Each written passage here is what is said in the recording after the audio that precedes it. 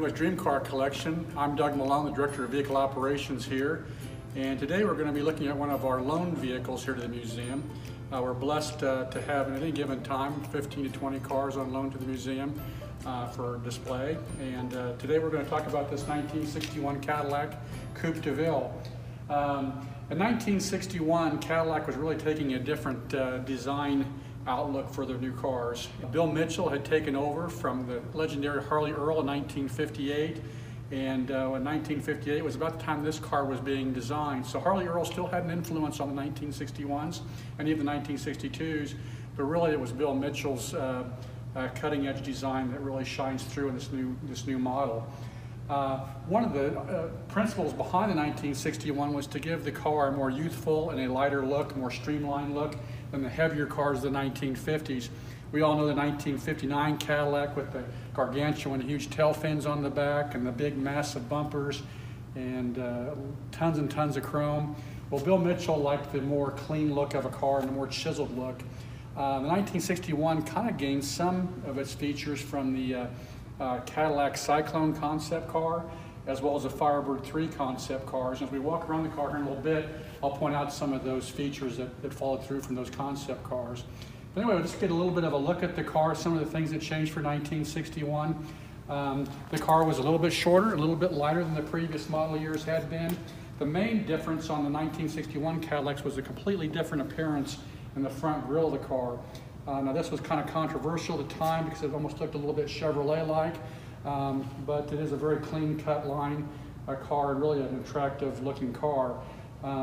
You get down to the grille of the car, and one of the features that carried through from Cadillacs of previous years was the very massive grille, and still we have the individual little bullets.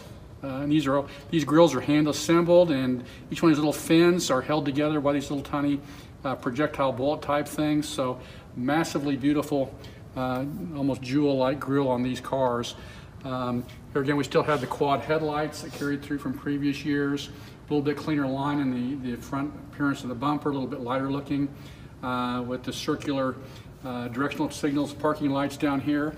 If your car had optional fog lights, then the fog light would have been built into these areas here as well. So very simple lines on the front of the car. Here again, you have your beautiful Cadillac Creston V adorned on the hood of the car. As you walk around the car,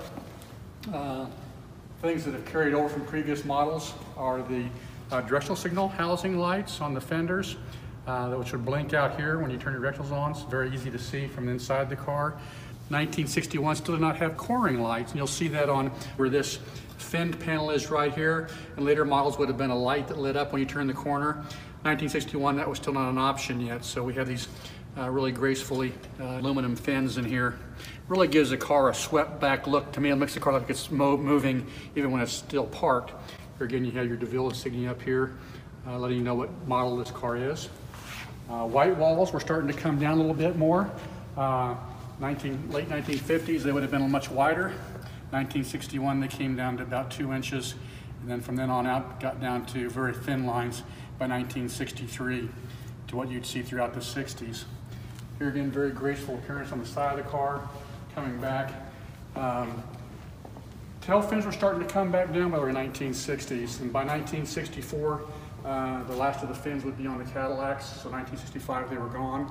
1959 the fins would have been up about this high. 1960, so they gradually were coming down.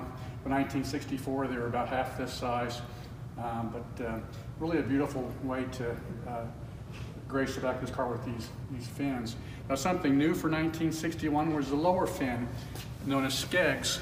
And this was a carryover from the concept car, the Cadillac Cyclone, as well as the Firebird 3.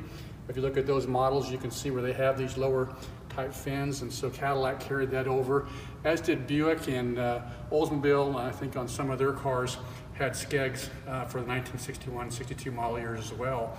But this is the lower fin on the car, really gave it a different appearance from previous models. Still have the fender skirts on the cars, early 1960s. That's something that would bow out by the middle of the 1960s on most cars. Cadillac carried them over for years to come yet, but 61 still has the fender skirts on the cars. 61s adorn their wheels with full wheel covers, kind of a turban look. They were color coded to match the color of the body style. The color of this car is Lexington green. This is the correct factory color for 1961. Again, you have the Cadillac crest on the center of the wheel disc. And you still have bias ply tires. Something else, you still have a 1961 or four-wheel drum brakes, no disc brakes yet on Cadillacs. So a very heavy car being stopped by drum brakes. Walk around to the back of the car. I guess I should pause here for a moment. We look at the whole shape of the roof on the coupe devilles in 1961. Really became, the C-pillar became really thin, very large, massive rear window. These cars later became affectionately known as bubble top cars, mainly in the Chevrolet models. But this is kind of the same principle behind the Chevrolets, Cadillacs, this design type on the coupe devilles, what they're known as bubble top. 1962, the C-pillar would get much heavier on some of the coupe devilles, but 1961 had the very thin pillars. Come back around behind the car. Here again, very clean lines. Here again, jet-inspired design features. Here we have the tail lights down here, as well as the tail light up here in the fin blade. But you have your directional signals and your backup lights in here. Here again, you can see how ornate Cadillac was with finishing their lights out, even with separate little chrome appliques here inside. The cross hatching in here, just to give a look of a jet fighter where the jet power would come out. So a very neat, cool feature on the Cadillacs of that time. Gas cap, conveniently for many years hidden behind the tail light. By 1960s, early 60s, they moved that and they became hidden under this panel right here, down in here.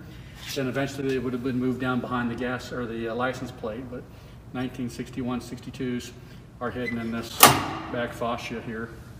Here again, you have your Cadillac V and crest, nicely adorned. Massive trunks in these cars.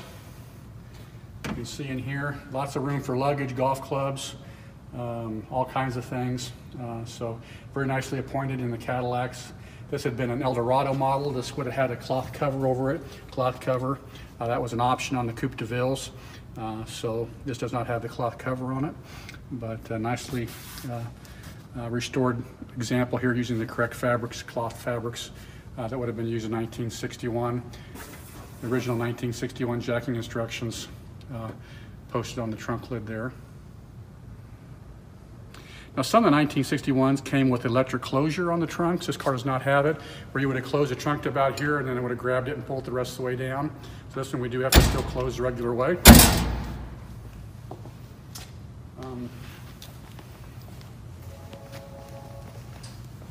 Inside the Cadillacs for 1961, now this is a coupe de ville model, so this is a step up from the basic Series 62, which would have been your base model in your Cadillac. So with the coupe de ville, you get into a lot more ornamentation, a little nicer appearance in the door panels. Coupe de ville had power windows. That wasn't a standard feature on the Series 62. You could still have crank windows. You could also get power vent windows on these cars. This car does not have that feature, so we still have the cranked out vent window on this one. But the rest of the windows are power, as you can see here. This is your mirror adjuster for your outside mirror, and then your power seat switch here. It's two-way power switch on this for forward and back. You get six-way power seat switch was an option. The interior adorned on the coupe de villes, typically in cloth, leather, and vinyl combination. This is in a green Covington cloth with leather, nicely appointed, done correctly in the restoration. And into the back seat area, you just pull your seat up here to be able to get to the back compartment. Front and back armrest in the 1961 was standard on the coupe de villes. Would not have been on the Series 62 model. Now the step up from this would have been the Eldorado or the Fleetwood models, which would even come with more standard equipment, leather, all leather interiors and things like this. The dashboard of the 1961 models carries over some of the traits from the earlier 1959-60 models with general layout, not as massive as those models were, still a very clean layout. You had your strip speedometer, which was very standard back in those days on the cars. Then you have your Cadillac spelled out here as if you didn't know you were in a Cadillac when you're riding in the car. Clock over here. Large bin glove compartment opens up here. Then you have two ashtray receivers with lighters, one for the passenger, one for the driver. Same within the back seat and the coves there. Mirror on the sun visors, day-night mirrors. Little knob up, or little device up here is your automatic headlight dimmer called the Guide-matic. You could adjust the sensitivity of that. This would automatically dim your bright lights if you had them on as you were going down the road. The car does have power steering and power brakes. This car is equipped with air conditioning. Air conditioning was still not a standard feature in 1961, so that was a nice option to have in the car. We have our radio. AM radio was still standard feature in 1961. FM was not available in the Cadillacs till 1963, even though it was out in the market. Car has standard AM radio, and it has the scan where you can just push this. It will automatically scan to the next available station, or you can use your buttons or your turn knobs. The button over here will lower and raise your antenna out there on the outside. As you can see it coming up and going down. Your heater controls over here, separate unit over here for your air conditioning with your fan speeds, windshield wipers and washers over here, and your light switch and your horn buttons here in the steering wheel. You're in the center, you have your nicely done Cadillac crest center stage there. We talked about the directional signals earlier being out there on the hood. You can see where those blink. Very easy to see them, so you don't forget to turn them off if you should do so. So anyway, let's go pop the hood and see what powers this car. 1961 engine that was in these cars is basically a carryover from the 1949 V8 overhead engine that Cadillac came out with in that year. Just a different bore and stroke to bring up to 390 cubic inches at about 325 horsepower. This car is equipped with air conditioning like we talked about earlier. So here you see the original Frigidaire A5 compressor, sealed compressor. This car still does use the R12.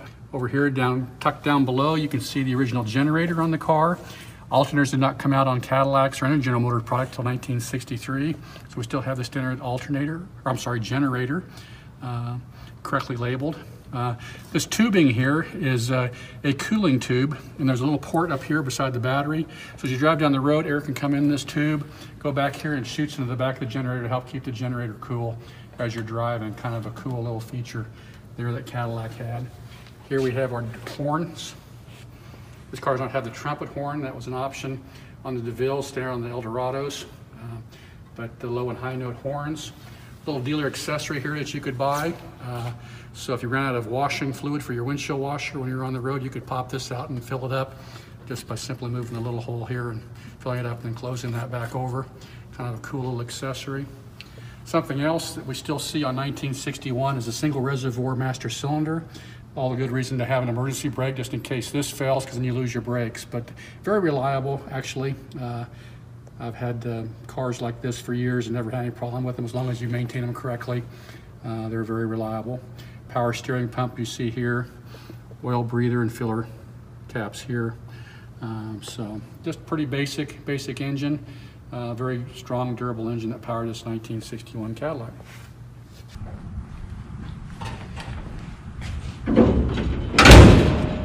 Well, I hope you come visit us and check out not only this car, but our other loan cars that we have here at the museum, as well as the museum's collections of cars. And we'll look forward to continue to do some more of these individual videos in the weeks ahead. So, thank you.